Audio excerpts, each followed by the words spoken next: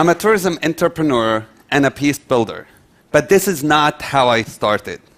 When I was 7 years old, I remember watching television and seeing people throwing rocks and thinking this must be a fun thing to do. So I got out to the street and threw rocks, not realizing I was supposed to throw rocks at Israeli cars. Instead, I ended up stoning my neighbors' cars. They were not enthusiastic about my patriotism. This is my picture with my brother. This is me, the little one, and I know what you're thinking. You used to look cute. What the heck happened to you?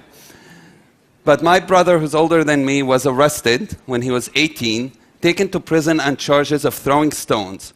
He was beaten up when he refused to confess that he threw stones, and as a result had internal injuries that caused his death soon after he was released from prison. I was angry, I was bitter, and all I wanted was revenge. But that changed when I was 18. I decided that I needed Hebrew to get a job. And going to study Hebrew in that classroom was the first time I ever met Jews who were not soldiers. And we connected over really small things, like the fact that I love country music, which is really strange for Palestinians. But it was then that I realized also that we have a wall of anger, of hatred, and of ignorance that separate us. I decided that it doesn't matter what happens to me, what really matters is how I deal with it. And therefore, I decided to dedicate my life to bringing down the walls that separate people. I do so through many ways. Tourism is one of them, but also media and education. And you might be wondering, really, can tourism change things? Can it bring down walls? Yes, tourism is the best sustainable way to bring down those walls and to create sustainable way of connecting with each other and creating friendships.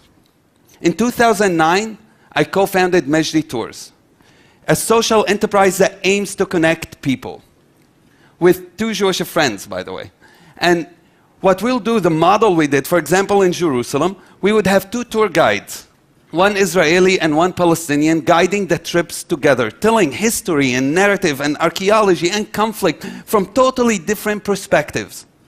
I remember running a trip together with a friend named Kobe, Jewish congregation from Chicago. The trip was in Jerusalem, and we took them to a refugee camp, Palestinian refugee camp. And there we had this amazing food. By the way, this is my mother. She's cool. And that's the Palestinian food called ma'lube. It means upside down. You cook it with rice and chicken, and you flip it upside down. It's the best meal ever. And we'll eat together. Then we had a joint band, Israeli and Palestinian musicians, and we did some belly dancing.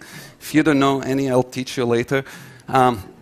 But when we left, both sides, they were crying because they did not want to leave. 3 years later, those relationships still exist.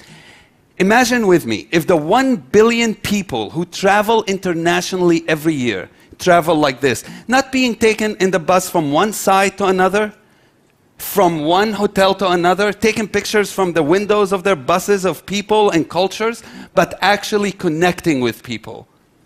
You know, I remember having a Muslim group from the UK going to a house of an Orthodox Jewish family and having their first Friday night dinners, at Sabbath dinner, and eating together chamin, which is a Jewish food, a stew. Just having the connection of realizing after a while that 100 years ago their families came out of the same place in Northern Africa. This is not a photo profile for your Facebook. This is not disaster tourism. This is the future of travel. And I invite you to join me to do that, to change your travel. We're doing it all over the world now, from Ireland to Iran to Turkey, and we see ourselves going everywhere to change the world. Thank you.